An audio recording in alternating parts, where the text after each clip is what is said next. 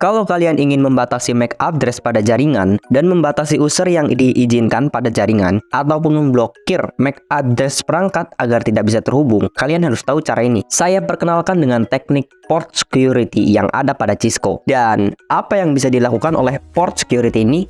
Simak penjelasan saya selama 1 menit. Yang pertama, kita bisa membatasi MAC address pada jaringan. Dalam konfigurasi port security, kita dapat mengatur jumlah maksimal alamat MAC yang diizinkan terhubung ke port tersebut. Hanya alamat MAC yang telah ditentukan sebelumnya yang diizinkan terhubung ke port tersebut. Sementara alamat MAC yang lainnya akan ditolak. Jadi, user dan perangkat lain yang tidak diizinkan tidak bisa masuk dan tidak bisa terhubung. Kita juga bisa memberikan tindakan jika itu dilanggar. Kita bisa menentukan tindakan ketika pelanggaran terdeteksi. Port security dapat dikonfigurasi untuk mengambil tindakan tertentu ketika terdeteksi adanya pelanggaran. Misalnya, port dapat dinonaktifkan, mengirim notifikasi, ataupun membuat sebuah log kejadian pada perangkat tersebut. Nah, tindakan tersebut bisa dikenal dengan violations. Dalam konteks port security, violations mengacu pada situasi di mana terjadi pelanggaran kebijakan. Pelanggaran ini terjadi ketika ada perangkat yang tidak sah atau tidak diizinkan mencoba untuk terhubung ke port jaringan yang dilindungi oleh port security. Ketika pelanggaran terdeteksi, switch atau perangkat jaringan akan mengambil tindakan sesuai dengan mode pelanggaran. Ada 3 mode yang bisa kita gunakan pada port security. Yang pertama itu protect, restrict, dan shutdown. Protect. Dalam mode ini, port akan memblokir semua paket yang datang dari alamat MAC address yang tidak diizinkan. Paket yang berasal dari alamat MAC yang tidak diizinkan akan diabaikan dan tidak diteruskan. Yang kedua, restrict. Dalam mode ini, port akan mengabaikan paket yang berasal dari alamat MAC yang tidak diizinkan dan akan menghasilkan log peringatan. Mode ini mengirimkan sebuah pesan atau biasa dikenal dengan SNMP message, namun port masih dalam keadaan up atau nyala. Dan yang ketiga, yaitu shutdown. Dalam mode ini, port akan dinonaktifkan secara otomatis setelah terjadi pelanggaran kebijakan. Port akan menjadi mati dan tidak mengirim atau menerima paket data sampai diaktifkan kembali. Ini yang paling aku suka nih. Dan pada port security juga, kita bisa mengkonfigurasikan MAC address-nya berdasarkan mode port security tersebut. Ada 2 mode, yaitu static dan juga sticky.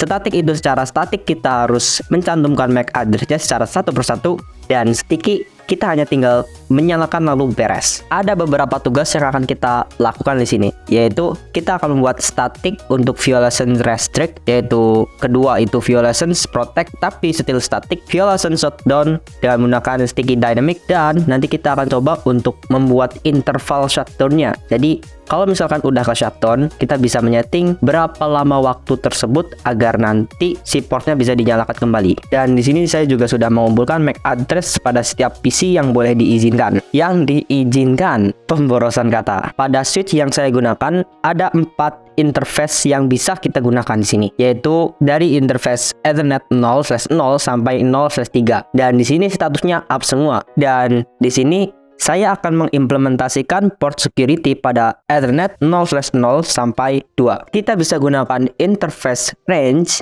agar lebih mudah dan lebih cepat. Lalu untuk mengaktifkannya, kita bisa menggunakan command switch port security. Pertama switch port mode access dulu pastinya. Dan untuk mengaktifkannya, kita pertama masuk ke switch port mode access, lalu switch port security, enter dulu. Lalu kita bisa menentukan MAC address-nya. Di sini ada sticky dan juga kita bisa menentukan MAC address-nya secara statik. Maaf sebelumnya karena di sini saya ingin mengubah tugasnya. Jadi dikarenakan saya tidak bisa mengcopy paste MAC address ke terminal, jadi saya gunakan sticky saja secara dynamic biar lebih mudah juga kan. Selanjutnya kita bisa mengubah maksimum MAC address yang diizinkan pada setiap port.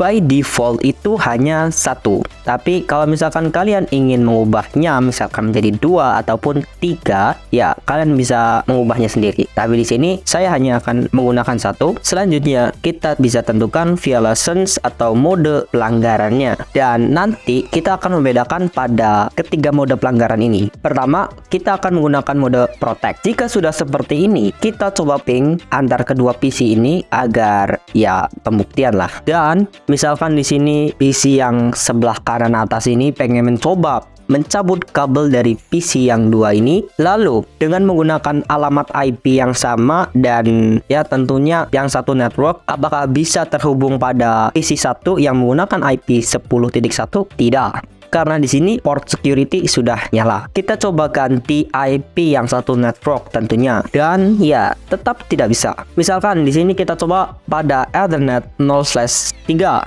maaf 0/2, ya tetap tidak bisa. Ya gimana sih, kan tadi saya sudah mengkonfigurasikannya range dari Ethernet 0/0 sampai /2. Kita bisa cek pada show port security. Nah, di sini kita bisa cek. Ops, maaf, di sini saya ada kesalahan sedikit, yaitu sampai Ethernet 0/3 ternyata. Dan di sini tertera modenya protect semua dan security violation score-nya masih 0, tidak terhitung, emang defaultnya 0. Dan kalau misalkan kita lihat pada port security interface-nya, bahkan ada seperti ini. Ini tertera enable dan portnya nyala ya. Akan tetapi untuk mode protect ini violation score-nya itu 0. Selanjutnya kita akan menggunakan metode restrict. Bisa dilihat di sini masih menggunakan IP yang satu network dan kita tidak bisa mengeping, tetap saja. Nah, bedanya protect dengan restrict adalah seperti ini, bakalan seperti ini. Dan di sini juga tertera ada SNMP pesannya, itu di sini. Violation security caused by MAC address. Nah, ketahuan tuh MAC addressnya pada port Ethernet 0/2. Dan di sini terlihat bahwa violation score-nya itu 3. Sekarang tahu kan bedanya restrict dan protect?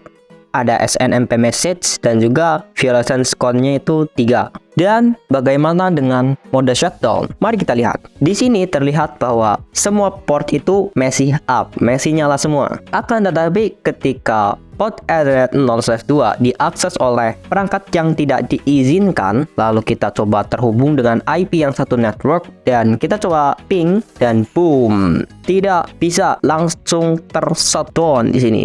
Dan ada keterangan-keterangan lainnya di sini. Dan untuk menyalakan kembali, kita bisa shutdown terlebih dahulu interface-nya, lalu kita nyalakan kembali dengan perintah no shutdown. Dan untuk membuat sebuah interval waktu agar nanti kita tidak usah shutdown, no shutdown lagi, kita bisa menggunakan command R disable.